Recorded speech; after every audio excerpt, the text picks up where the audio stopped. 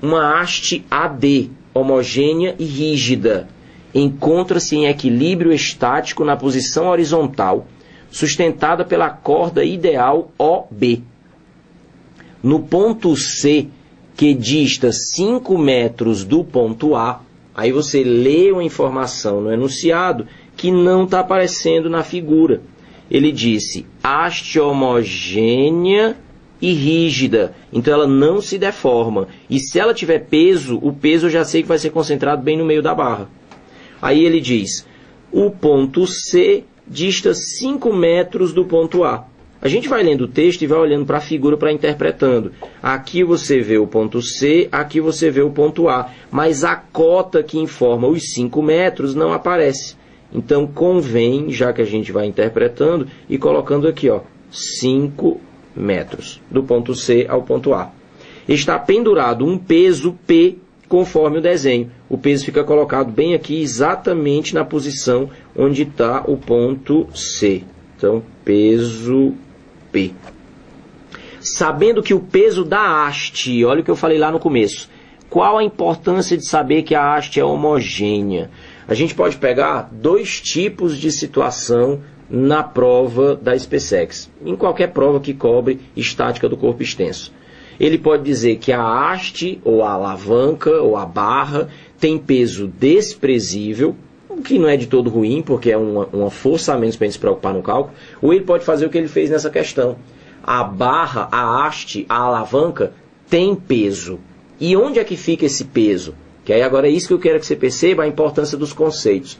Quando a gente trabalha com objetos em que o tamanho não importa, então ele é um ponto, você desenha o vetor peso em cima daquele ponto. Mas se você tem um corpo extenso, onde que o peso vai ser colocado?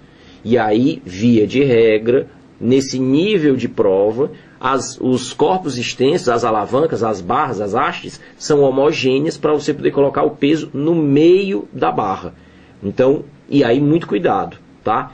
Os 5 metros que foram ditos ali não representam o comprimento da barra inteira, para você ir logo marcando na sua cabeça. Então o peso está no meio, é 2,5 metros para cada lado. Ali os 5 metros é a distância do ponto C ao ponto A, como você está vendo aí, ok? Então, quando ele diz o peso de uma barra homogênea, colocado bem no meio da barra, ok? Vamos voltar para o texto. Sabendo que o peso da haste é igual a 4P, peso da haste, e que o seu comprimento é igual a 6 metros, o seu comprimento, o comprimento da haste. Agora sim. Olha o que ele estava me dizendo então.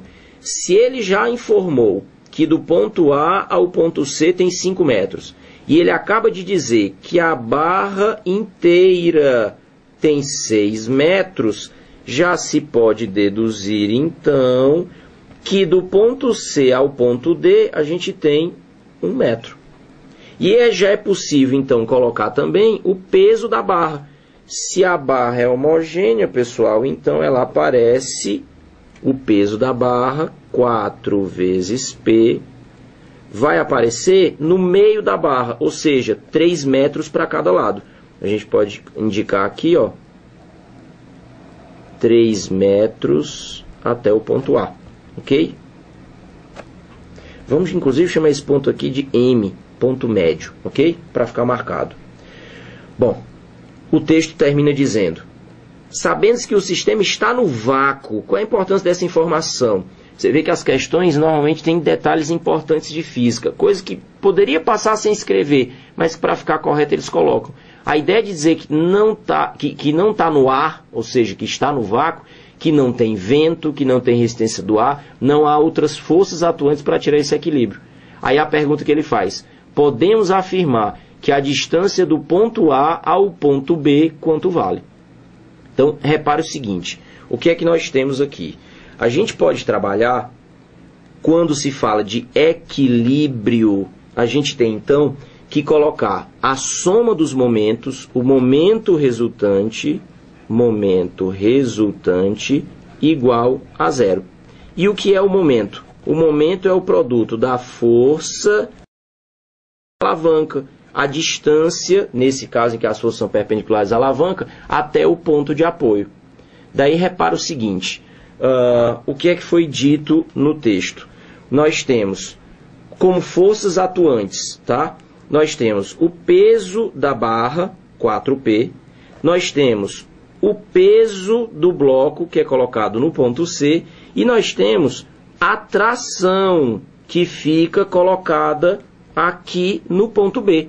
A gente não tinha falado sobre ela, mas ela está presente. E eu gostaria que você observasse que a tração impede que a alavanca caia. A tração puxa a alavanca para cima, porque os pesos puxam para baixo. Detalhe é que para estar em equilíbrio estático, é preciso que a resultante das forças seja nula. Então, a tração que aponta para cima tem que equilibrar as duas forças pesos que puxam para baixo. Nesse caso, então, a gente pode ter a certeza de que a tração vale 5P. E aí, deixa eu te falar uma coisa. O que é necessário que se faça? É necessário que a gente sempre trabalhe com distâncias conhecidas. Então, veja a seguinte situação. O que é que nós temos aqui? A distância do ponto M a qualquer uma das duas extremidades, tanto a extremidade A como a extremidade B. Ela vale 3 metros para cada lado, porque é o peso, a barra é homogênea e está concentrada no centro. Nós temos o bloco de peso P, que está colocado, como foi dito, a 1 metro do ponto D e a 5 metros do ponto A.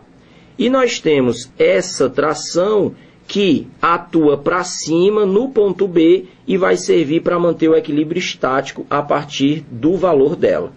Agora, o que acontece? O que nós temos aqui é um conjunto de forças que mantém a alavanca, o corpo extenso, sem rotacionar. Ela fica em equilíbrio na horizontal. Equilíbrio estático na posição horizontal, ou seja, sem giro, o que significa dizer que o momento resultante, ou seja, a soma dos momentos de todas as forças, é nulo. Agora observe o seguinte.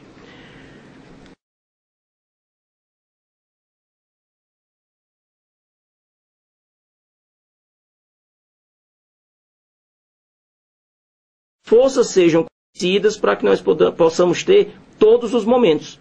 Com cada um dos momentos, o somatório me dá o momento resultante. Sabendo que o resultado é sempre nulo, essa é a condição de equilíbrio, eu posso descobrir tudo que eu queira. Nesse caso, a pergunta que ele faz é qual a distância do ponto A ao ponto B. Então, repare o seguinte. Se eu posso escolher qualquer ponto de apoio, e o ponto de apoio aqui está bem evidente, eu vou trabalhar com o ponto B. Com o ponto B. Aí você vai dizer, mas Idelfrânio, se o ponto de apoio for o ponto B, a força de tração não tem a capacidade de fazer a alavanca girar. De fato, quando você escolhe o ponto de apoio e as forças que passam sobre ele, elas não têm momento, porque não vai haver distância da reta suporte da força até o ponto de apoio. Aí você vai dizer também, mas Idelfrânio, o que eu estou pensando é que eu não tenho o valor da distância do ponto M até o ponto B. Assim como também não sei a distância do ponto C até o ponto B, que seriam necessários para que a gente trabalhasse os momentos. Agora vamos ser espertos, ó. Se de M até A são 3 metros, e de C até D tem 1 metro, e a barra inteira tem 6 metros, ora, aqui para o lado esquerdo, 3 metros. Aqui para o lado direito, 1 metro. Já saíram 4 metros daqui. Para os 6 metros da alavanca, eu sei que de um peso até o outro, nós vamos ter 2 metros de distância. Eu não sei quanto é que vale a distânciazinha do ponto M até o ponto B. Vou chamar isso aqui de X.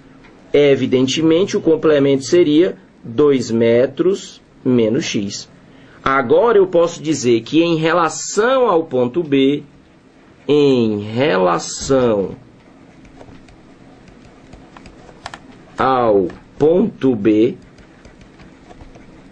nós temos o momento do peso da barra, força vezes distância, que puxa a alavanca no sentido anti-horário, contra os ponteiros do relógio. Vou chamar esse momento de negativo. Já que o peso do objeto puxa do outro lado em relação ao fio, tentando fazer a alavanca girar no sentido horário. Sentidos opostos, sinais contrários. A força atuante é o peso do bloco e a distância é o que vale 2 menos x. E eu sei que a soma desses momentos vai dar zero, visto o equilíbrio, como a gente tinha dito. Agora vamos trabalhar essa matemática.